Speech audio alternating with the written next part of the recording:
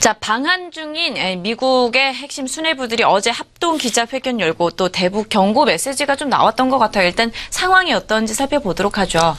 네, 어저께 네. 상당히 최근 들어서는 실은 군사적인 이슈만 말씀을 많이 드리고 있는데요. 자, 그만큼 최근 들어서 한국과 글로벌을 둘러싼 지역적 리스크, 즉 군사적 리스크가 많이 있기 때문에 항상 이런 부분들을 말씀을 좀 드리는 것 같습니다. 자, 무엇보다도 어제죠. 기본적으로 미국의 미군 관련돼서 키맨, 키3, 어떻게 보면 키맨 가운데서 3명, 4명이 어저께 기자회견 했는데요. 통상 을지훈련 그리고 이런저런 이슈가 가운데서 미국의 수뇌부가 와서 이렇게 인터뷰한다 그런 것들이 상당히 좀 의미가 있다고 보겠고요. 다만 어저께 한국 시간은 12시 반 정도로 제가 좀 기억하고 있는데요.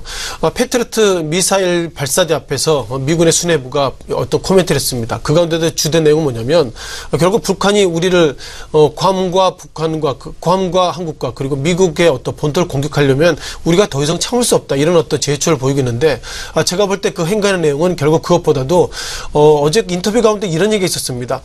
외교가 우선돼야 된다는 코멘트를 하고 있고요. 외교가 우선이 된 상태에서 군사적인 부분들은 뒷받침할 것이다 이런 평가가 있어서 기본적으로 미국이 이제 북한을 바라보는 시각이 지난주와는 상당히 좀 부드럽다 이렇게 좀 다시 한번 키맨을 어떤 그 의미를 좀 정리할 수 있는 것 같습니다. 또한 오늘 2시죠. 오늘과 2시 같은 경우에 민방위 대표론이 있는데 이번에는 기본 팩트가 북한이 미사일 발사한다면 이런 어떤 키워드가 있기 때문에 오늘 2시에 한국 민방위 관련돼 가지고 주가가 어떻게 움직일지 그런 부분도 다시 한번 체크해야 될 것 같습니다. 북한 황해도 지역이 있으시죠? 그 황해도 지역에서 스커드 미사일 발사한다면 서울까지 약 3분 30초밖에 안 걸리기 때문에 예상보다 우리가 사드에 대한 이슈 그리고 북한이 괌에 미사일 발사 가능성 그런 얘기가 있지만 정작 우리가 입장에 보면 황해도에서 서울까지 약 3분 정도밖에 걸리지 않는다면 이것이 정말 지나보면 예상보다 큰 리스크가 우리가 그 가운데서 정말 살고 있는 것은 아닌가 그런 판단을 해야 할 것 같습니다.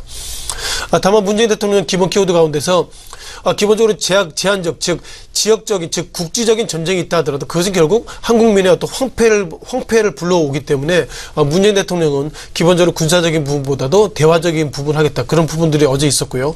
따라서 기본적으로 북핵 관련돼서 기본적인 동력들은 결국 외교인데요.